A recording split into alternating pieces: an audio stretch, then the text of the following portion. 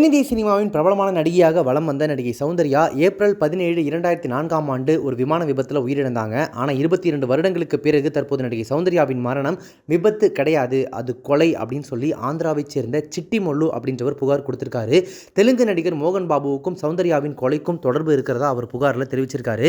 ஆந்திர மாநிலம் கம்மம் அப்படின்ற மாவட்டத்தைச் சேர்ந்த சிட்டிமொல்லு நடிகை சௌந்தர்யாவின் மரணம் விபத்து கிடையாது, சௌந்தர்யாவின் ஜல்பில்லி கிராமத்தில் இருக்கக்கூடிய நிலத்தை மோகன் பாபு பெற நினைச்சிருக்காரு. அந்த நிலத்தை சௌந்தர்யாவின் சகோதரர் அமர்நாத் விற்பனை செய்வதற்கு மறுப்பு தெரிவிச்சிருக்காரு. அவரின் மரணத்திற்கு பிறகு அந்த நிலத்தை விற்பனை செய்யுமாறு அழுத்தம் கொடுத்து சட்டவிரோதமாக அந்த நிலத்தை மோகன் பாபு ஆக்கிரமிச்சிருக்கார் அப்படின்னு இந்த புகாரில் சொல்லியிருக்காரு. பெங்களூருவில் இருந்து தெலுங்கானா கட்சி பிரச்சாரத்திற்கு வந்த சௌந்தர்யாவை சாட்சியே கிடைக்காதபடி ஹெலிகாப்டர் விபத்தில் கொலை செஞ்சுட்டு ஜல்பள்ளியில் இருக்கக்கூடிய அவங்களோட 6 ஏக்கர் கெஸ்ட் ஹவுஸை மோகன் பாபு சட்டவிரோதமாக அனுபவிச்சுட்டு வந்துட்டு இருக்காரு. அவர்கிட்ட அந்த நிலத்தை கையகப்படுத்தி ஆசிரமங்களுக்கும் ராணுவ அதிகாரிகள் குடும்பத்தினருக்கும் வழங்குமாறு கோரிக்கை வந்து சிட்டிமொல்லு வச்சிருக்காரு.